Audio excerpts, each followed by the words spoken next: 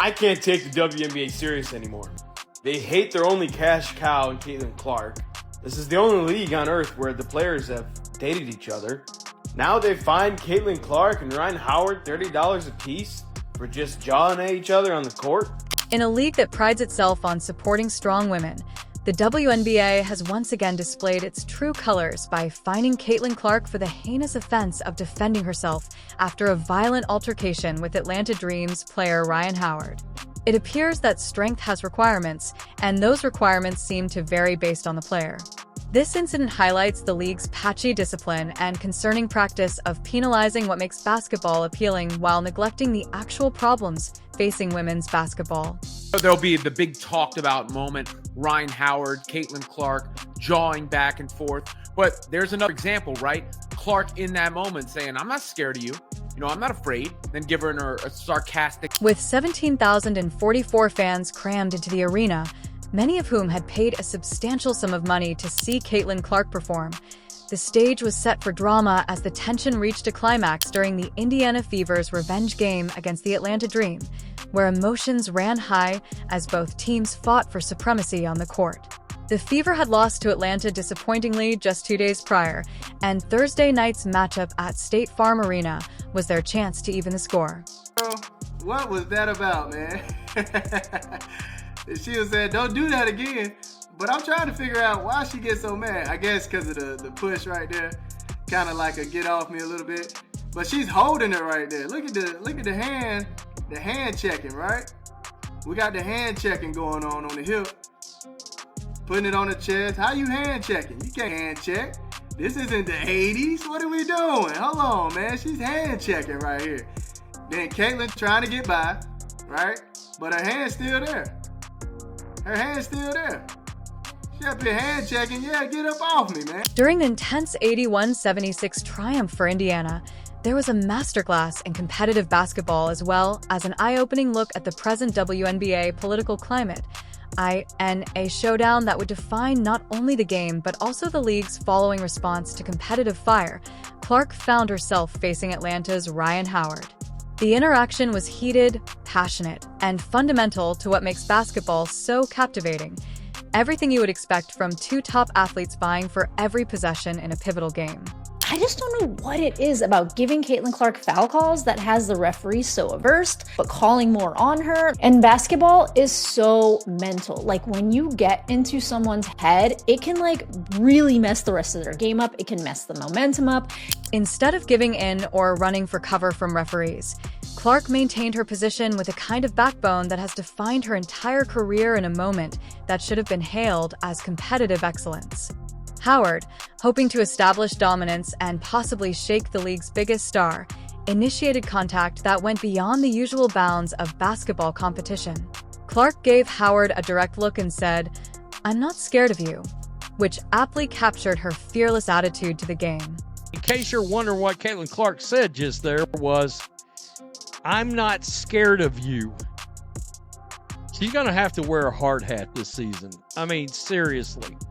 The league is going to try to take her out in every game.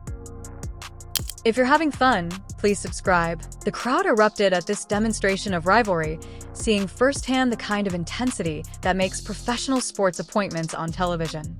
This was basketball at its purest, with two elite athletes testing each other's resolve and neither willing to give an inch. However, it appears that in the WNBA's current reality, standing up for yourself comes with a price, as what transpired next perfectly illustrates everything wrong with the WNBA's current approach to player management and discipline. Rather than applauding Clark's competitive fire or acknowledging the incident as a normal part of professional basketball, the league decided that her response to Howard's aggression warranted financial punishment. Even though a $30 fine might not seem like much in terms of money, the message it conveys is far from that. The WNBA consistently positions itself as a platform for strong, independent women who refuse to be intimidated or bullied. Their marketing campaigns celebrate female empowerment, competitive excellence, and the kind of mental toughness that distinguishes elite athletes. But when one of their top players demonstrates these traits in real time, the response is a subtle critique. This disciplinary action raises fundamental questions about what the WNBA actually wants from its players. I did really enjoy seeing the return of Trash Talk Caitlin Clark, because sometimes people forget, like, it's a fun little extra add-on of her game. She and Rhyne Howard got into it a bit early, where Rhyne Howard was like, "You're in Atlanta," and Caitlin was like, "I'm not." This punishment's timing is especially instructive. From Angel Reese's constant social media campaign to the numerous hard fouls and confrontations that have become commonplace aspects of Clark's game experience, she has had to deal with increasingly aggressive play from opponents who seem more interested in trying her resolve than playing basketball. Throughout the season, Clark has always handled herself professionally and gracefully, but the league determines that this crosses some fictitious line the moment she finally defends herself with words rather than retaliation. This selective enforcement sets a risky precedent for the WNBA's approach to managing the level of competition. A direct, honest statement made in the heat of competition that apparently calls for immediate financial consequences is preferable to players spending entire seasons hurling subtle shade, posting cryptic messages, and engaging in behavior intended to damage their rivals' reputations. The league seems perfectly content to let months of social media warfare, passive-aggressive comments, and manufactured controversies fester without intervention. Fans are petitioning for the All-Star game to not be held in Indiana because it's clearly not safe. There's a petition for Dave Portnoy to never be able to attend WNBA games. There is a petition for Caitlin Clark to be arrested. I'm not joking when I say this. Arrested. This is something that has also gone viral on social media. And I'm only bringing this up because the WNBA pays attention to what's going on social media. So if they're paying attention to it, I'm following what the league is saying. Like what the precedents that the league is setting, I'm following that because I'm covering the league. If they're going to pay attention to viral things on social media, I guess we have to. The fine itself is not the most concerning part of this whole situation. Rather, it is what the fine means in the larger framework of WNBA discipline. The league has a definite pattern of uneven enforcement that appears to be based more on the players involved than on how serious the offenses are. This establishes a two-tiered legal system that damages the league's reputation and conveys conflicting ideas about appropriate conduct. Examine the difference between the league's response to other ongoing controversies and how they handled Clark's candid and direct conversation with Howard. Angel Reese has been using social media to relitigate basketball games and prolong manufactured drama against Clark for months in what can only be called a persistent campaign. This conduct has persisted unabated without penalties, warnings, or any indication that league officials are concerned about how it would affect the reputation of sports. This conveys a clear message of passive-aggressive behavior. While contrived scandals and social media warfare are legitimate types of competition, direct communication between players on the court is inappropriate. This backwards kind of discipline puts manufactured unity ahead of real competitive fire. Fostering an atmosphere where athletes are urged to air their complaints on social media instead of resolving them between the lines like professional athletes. Not scared of you. With that face. You know, and that's competing. That's good basketball. That's fine. Howard wanted the challenge. I loved it. I love that. You just can't let, people play Clark like they're bumping her at the line of scrimmage and not call a foul. You got to call those fouls. Get them in foul trouble. But that's why Stephanie White wants to get her off the ball some, too. I've seen a lot of fans complain about that. That's one of the reasons, to free her up from that. Also to, just get things moving in general.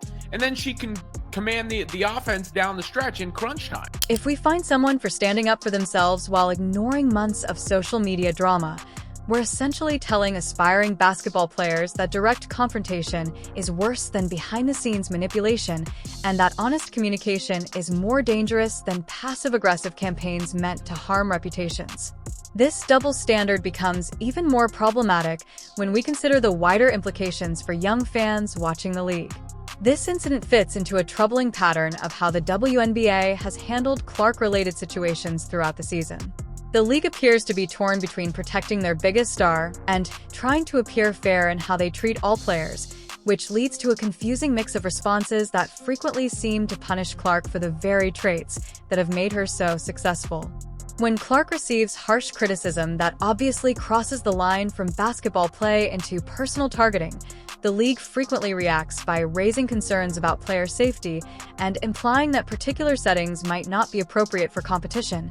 But when Clark finally defends herself verbally, she is fined instead of retaliating, which puts her in an impossible position where she must endure mental and physical strain without ever giving back. And you know what? Caitlin Clark's not backing away. I'm not considering that backing away. She's trying to be physical. And then at halftime, the funniest interaction I've seen came at halftime. This is one of my favorite reactions. Obviously, video from Greggy518. So Rhyne Howard says something towards somebody, probably towards the bench or something, says something, and then points at Caitlin and says something. Caitlin's response, thumbs up.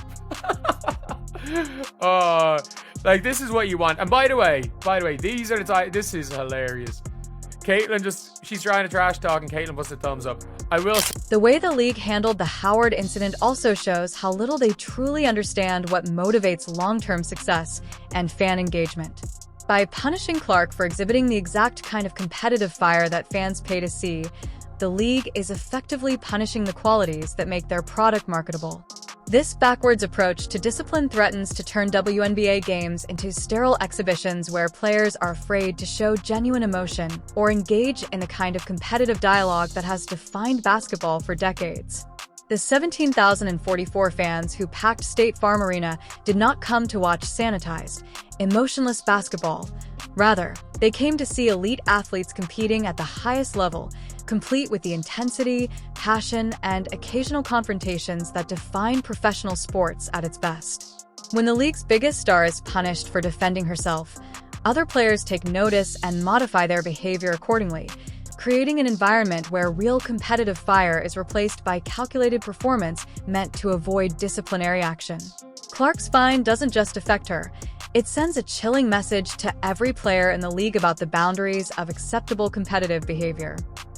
In my opinion, this is Caitlin Clark's true rivalry, right? This is one of them. She has multiple that she can have in the league, but this one right here, yeah, this is a rivalry. And the way that the skill level is matched, that's the thing, man. Like, Reese, she's a rebounder. She gets down in the paint. I don't necessarily see her scoring and doing these crazy shots like Caitlin and Howard can do. And that's where the comparison should come at. That's where the real rivalry is at. You want a story, ESPN? This is your story right here. Get these two talked about, all right? In my view, this is Caitlin Clark's real rivalry.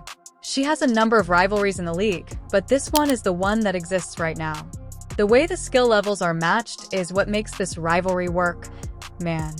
For example, Reese is a rebounder who gets down in the paint, but I don't necessarily see her scoring and making these crazy shots like Caitlin and Howard can, and that's where the comparison should be made. If you want a story, that's where the real rivalry lies. Get these two spoken about, okay? This is your story, ESPN. Basketball at its best has always been a mental game, as much as a physical one. From Michael Jordan's psychological warfare to Larry Bird's renowned trash talk, the ability to compete and test an opponent's resolve with words and deeds has been a key component of the sport since its inception. The best players have always recognized that competitiveness goes beyond simply making baskets and playing defense, as seen by their discovery of Clark for participating in this specific form of competitive discourse. The WNBA is effectively eliminating one of the most alluring elements of professional basketball by fostering a sanitized version of the game in which players are expected to compete at the highest level while upholding artificial politeness that is unique to professional sports. This strategy not only detracts from the caliber of competition but also actively works against the league's declared objectives of increasing fan engagement and solidifying its position as a major professional sports organization. Fans want to witness real emotion, real stakes, and the kind of intensity that only arises when everything is on the line. This is the reason not to watch the WNBA. Because we came there to watch basketball, right? Caitlin Clark was doing stuff where we were like, oh my God, look at the threes, the logo threes, oh my God. It was about the basketball. And instead, you know where we are now? Where we at? It's a bad episode of Basketball Wives. Oh, no. That's what we have. Basketball Wives. Shout out to Evelyn Lazar. What this discovery implies about the WNBA's core strategy for advancing women's sports is arguably its most alarming feature. The league appears to be functioning under the premise that in order for women's sports to be viewed favorably by the general public, they must be somehow more refined or courteous than men's sports. The truth is that fans of women's sports want the same thing as fans of any sport: authentic competition with elite athletes giving it their all to win. They don't need or want a watered-down version of basketball where players are expected to maintain artificial sweetness while competing for championships and career-defining moments. Clark's display of the same competitive fire that would be celebrated in male athletes is what this condescending attitude does more harm to women's athletics than any hard foul or heated exchange could ever do. The league is promoting antiquated notions about how women ought to act in competitive settings, implying that female athletes shouldn't speak out for themselves, address opponents directly, or display true emotion. In addition to harming the current product, this backward thinking sends unsettling messages to young girls who may be thinking about pursuing careers in professional sports.